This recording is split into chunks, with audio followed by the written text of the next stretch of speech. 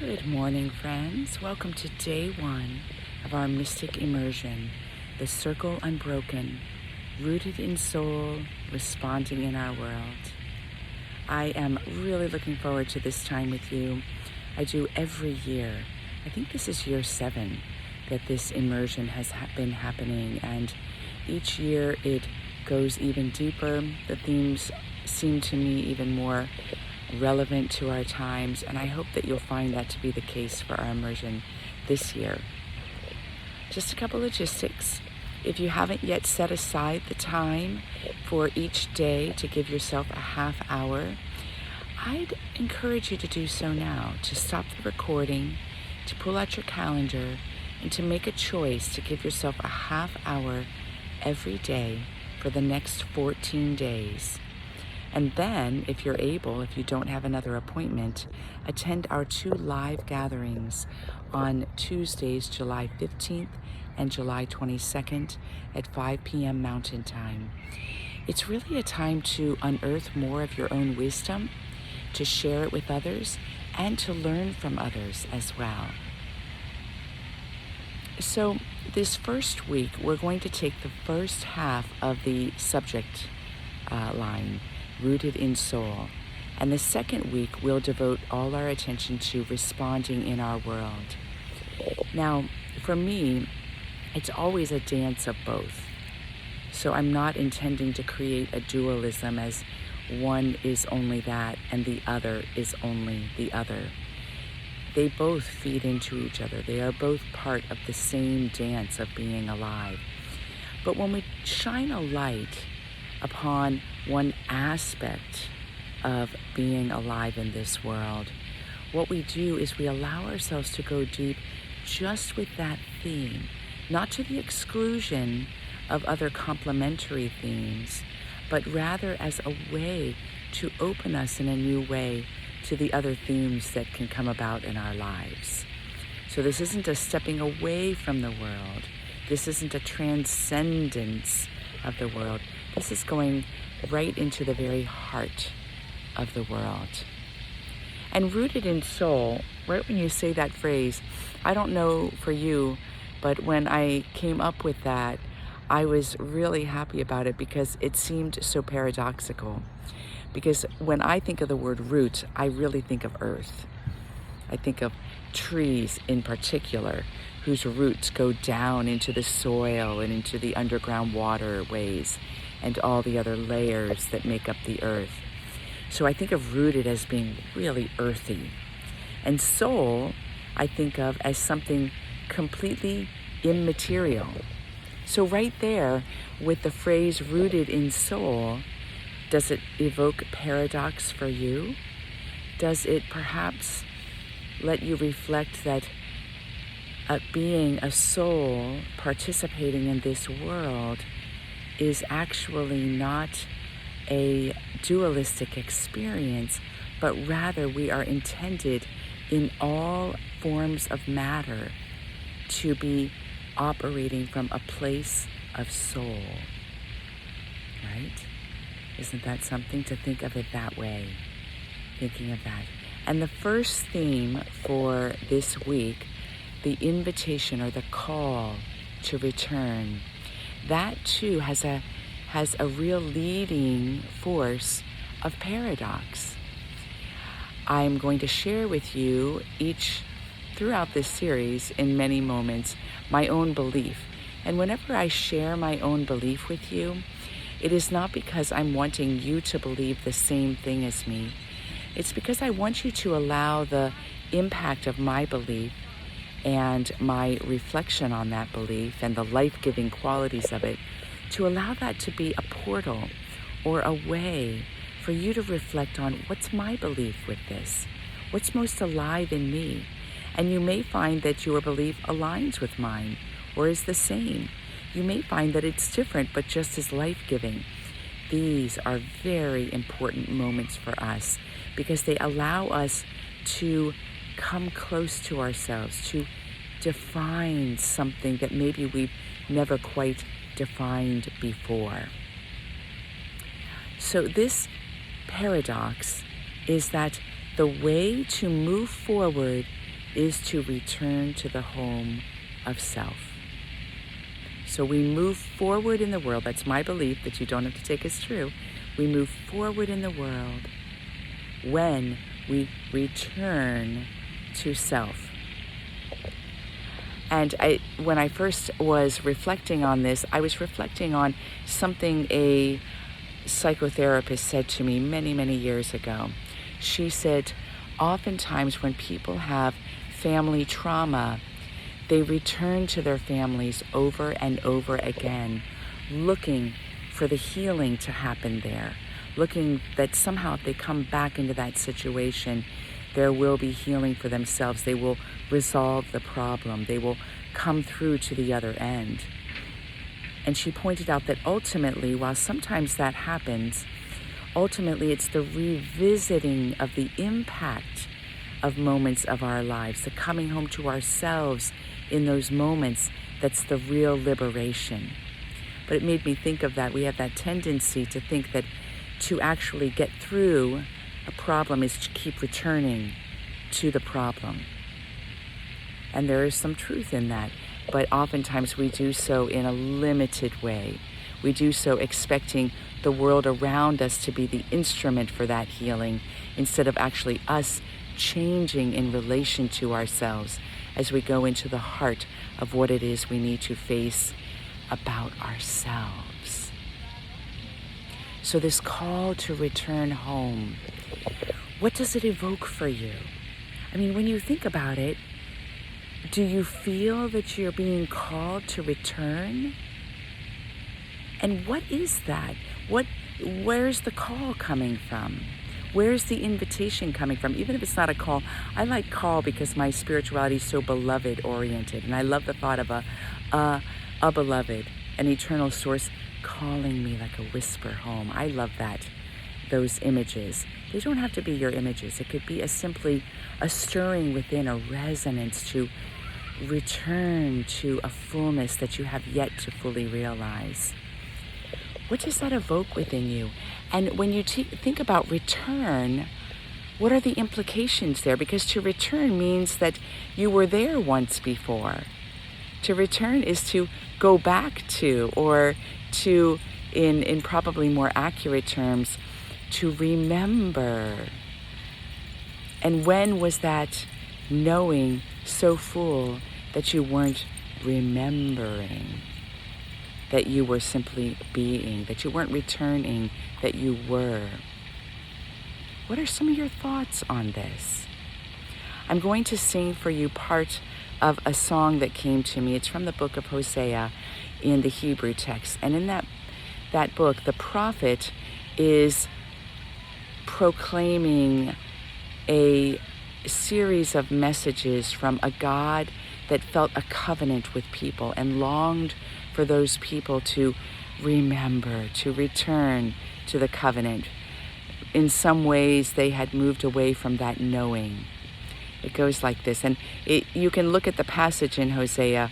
I'm simply singing a song that was popular in the 70s that I always loved. Come back to me with all your heart. Don't let fear keep us apart. Trees to bend, though straight and tall, so must we to others call. Long have I waited for your coming home to me, and living deeply our new life. The wilderness will lead you to your heart, where I will speak integrity and justice. With tenderness you shall know. Long have I waited for your coming home to me, and living deeply our new lives. So here you hear the prophet speaking a word from a personal God to a people that seem to have lost sight of the power of that covenantal love. And reframing it in my theology, not denying other theologies, it's a call simply to remember, to move from ignorance to knowing. And this is ever new. We never exhaust this call. This call is ever drawing us on into new levels of awakening. In this passage, come back to me, not just in formula, not just in rhetoric, but with all your heart. Give your whole heart. How can you today open your whole heart to this invitation to come home to yourself? How can you step away from the fear that limits you, that seems to protect you? It seemed to be realistic and pulling up considerations that you should have, instead of dwelling in those ways that keep you separate from yourself. How can you today not let fear keep you apart from yourself, from the divine love of your center, from the soul that you are in this life? And then they give the example in this song and in the passage in Hosea. Trees do bend, though straight and tall. So even though you may be on in years and feel like, oh my gosh, I've had this pattern of resistance all my life, maybe it's impossible. We're reminded that trees that are very old, look at this banyan behind me, very old, they bend, they move, even as they are straight and tall. And then the prophet says, so must we to others call. And here it's broadened out that when we open to the invitation to return to self, to return to soul, to heed the call of the divine, when we hear that call, when we hear that invitation and we say yes, we then open ourselves to hear the call in others, the call for understanding, the call for kindness, the call for forgiveness. And then you have that refrain, long have I waited. When we come home to ourselves, there is such a satisfaction. It is like the ultimate satisfaction. And we ourselves can say, so long have I waited for this moment. So long have I longed for this moment to take place. It always resounds, and I know I have used this passage over the years so often, and it never grows old, when Augustine went through his conversion. And he says, oh beauty ever ancient, ever new, I ran through the streets calling after you. Then you shattered my deafness, and I realized that you were already, always within. The call to return. In the second stanza of that song, we're given the way, the wilderness. Many of you were on a retreat with me recently, and there were numerous themes that resounded through the retreat. One of them that resounds through everything I do and was strong in that retreat because of John of the Cross is the unknown. The wilderness is an example of the unknown. You enter the wilderness, you may not be sure where you're going. It's darker. It's less comfortable than when you're in the bright light that shines upon everything. Things are shrouded. It's in the wilderness that where we are led to our hearts. We are led to our hearts. Do you realize how powerful that is? That the agency is not 100% upon us. That we are led. As we say yes to this call, we are also being led. The call itself is a leading force as we draw close. And we end up experiencing what true integrity is, what faithfulness is. because they are markedly different than what we think they are. So in this reflection, I have posed many questions to you. And there's a question in the email. What resounds for you? What lands on you today? Take it with you. Don't let this be a moment that we have together that then is forgotten as your day goes on. Rather, let parts of the reflection that are a call to your soul, let them be the way you navigate through your day. And remember, we're exploring what it means to be rooted in soul. Each one of us has a soul. What does it mean to be rooted there? It won't surprise you that our meditation today, we will be rooting down energetically into the heart of creation. Off we go, my friends. Looking forward to these 2 weeks with you. So I wanted this meditation to simply be audio, and before you is a picture of the banyan that I was standing in front of for the reflection. And look at how generously this banyan stretches itself into the earth.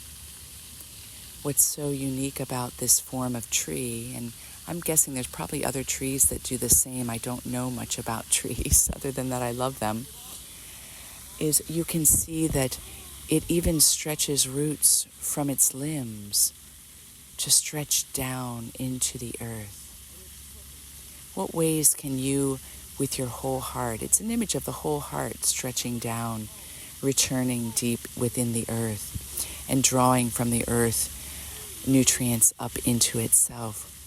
What ways can you wholeheartedly open yourself today? Let's do so energetically right now. So I invite you to close your eyes.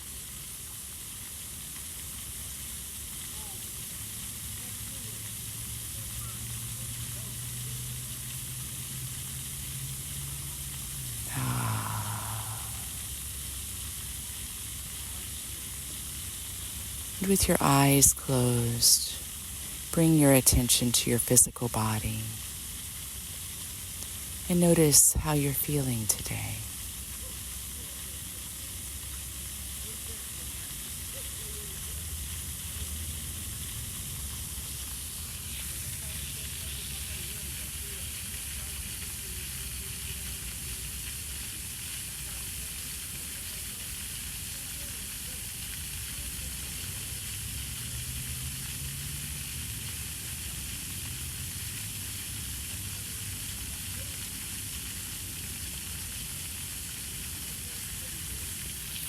And when you reflect and drop into how your body's feeling, what happens for you? Do you relax a little bit? Or does your tension build?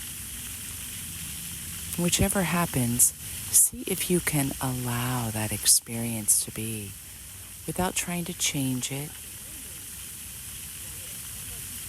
You may be wanting to do better.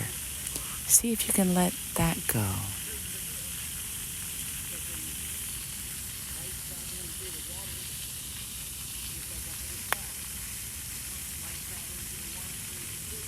And we drop in. And present to the body, bring your inward gaze to the base of your spine. And let that base become the epicenter of the breath, so that every inhale seems to be taking place from there, rippling through the rest of the body. And the exhale, you find a return to the base of the spine. And do this numerous times at your own pace.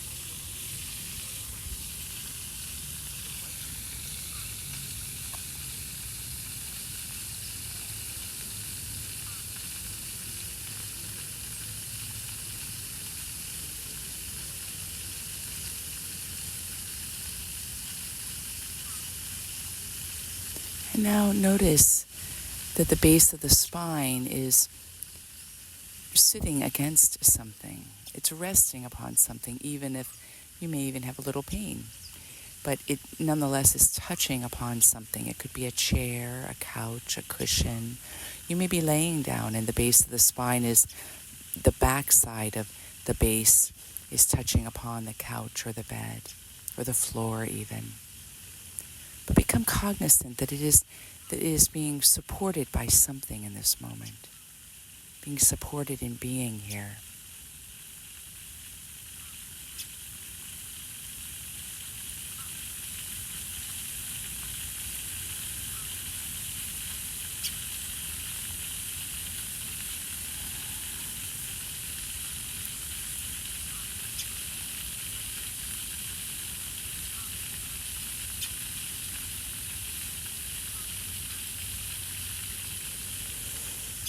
And with this focus, notice that the base of the spine has, like all parts of your body, has energy to it. Because it is existing, it is a set of vibrations and frequencies that has energy.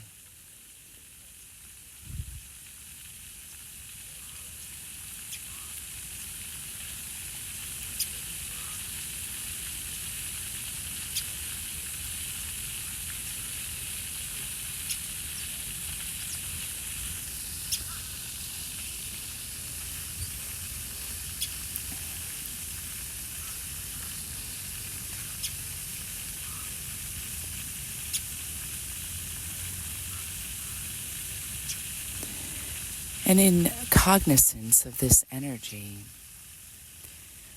notice that the energy, some of it, is extending towards creation.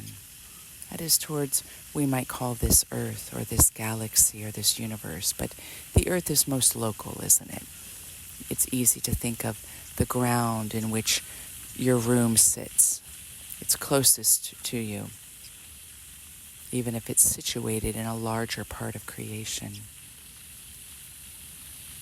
And choose, listen to the bells. Let's pause for a moment.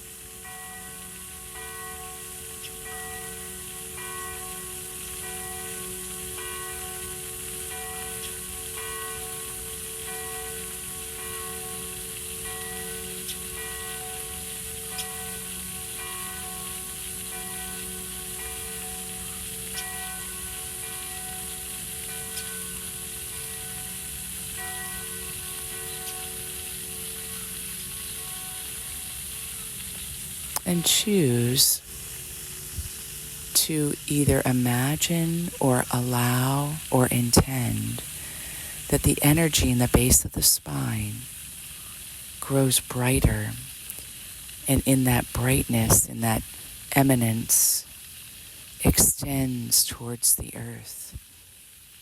A little bit like a column of light, though it may not be so clearly defined as column. It could be something like a waterfall. You hear water in the background. It could be something like the spilling of water. But see or feel or imagine this light moving towards the earth and then into the earth.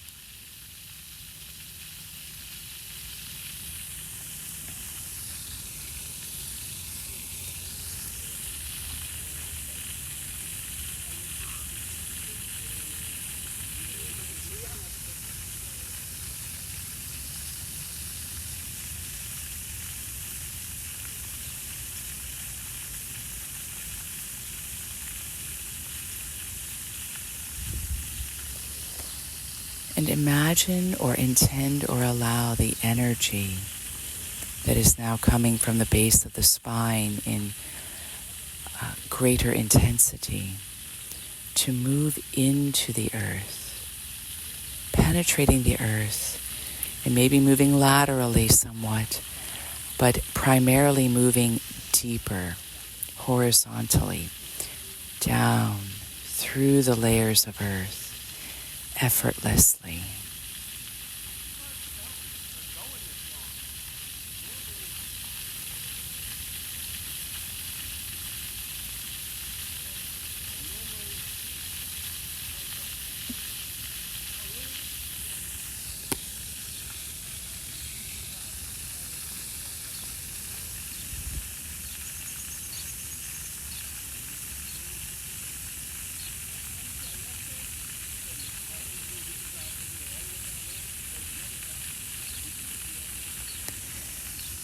this column or this waterfall of light coming through you, as you, it is you, from you, moves deeper and deeper, effortlessly. And allow this column to keep moving until it comes to what you might define as a center point. It could be the center point of the earth, of the galaxy, of the universe, of our solar system. Whatever's natural for you. This isn't a mind trick. This is a felt sense.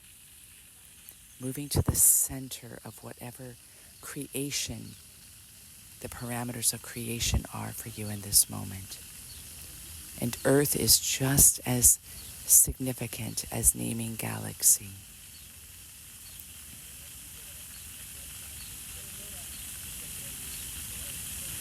Keep the breath at the base of the spine.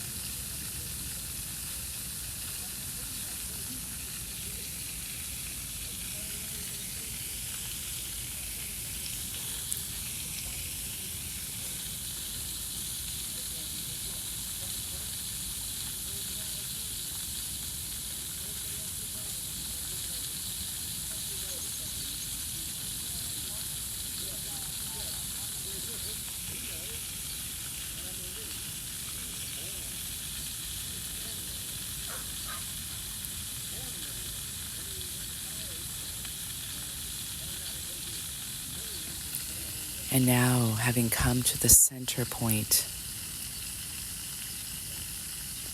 notice how the energy of the column or waterfall of light coming from the base of your spine is also receiving from this creation. You can imagine, you can awaken to, you can intend, and allow the heart and the soul of creation to release into this column of light its healing light. Receive from all creation this healing light.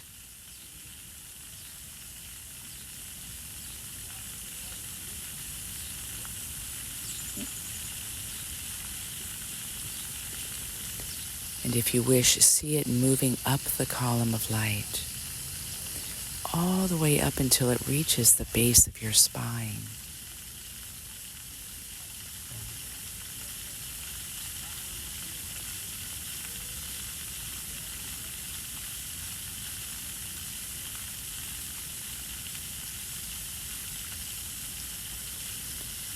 And if you've not already done so, allow this energy of creation to move from the base of the spine up through your whole body. Let yourself be nourished throughout your entire physical body, just like a banyan tree allows all the nutrients to move through all of its root system up into its structure that it may flourish.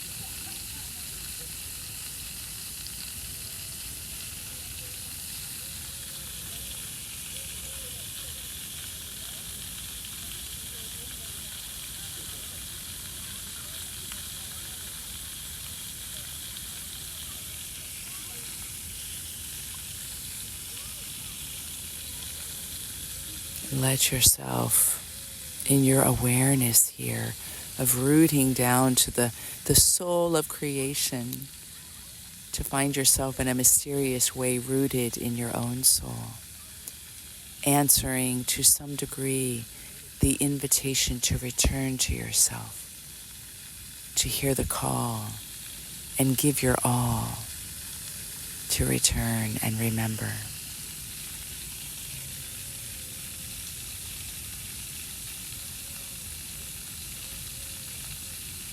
And from this place of nurturing and infusion, we bring our practice to a close.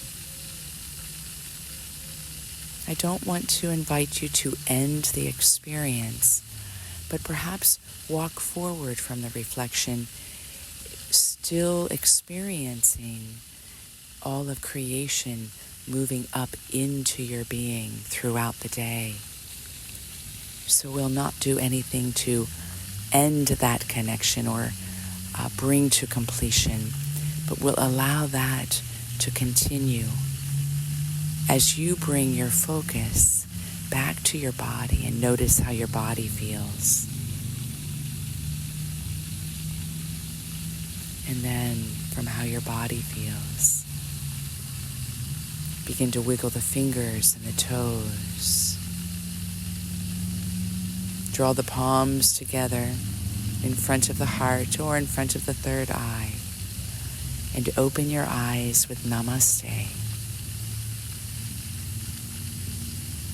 Namaste, my friends. Have a wonderful day.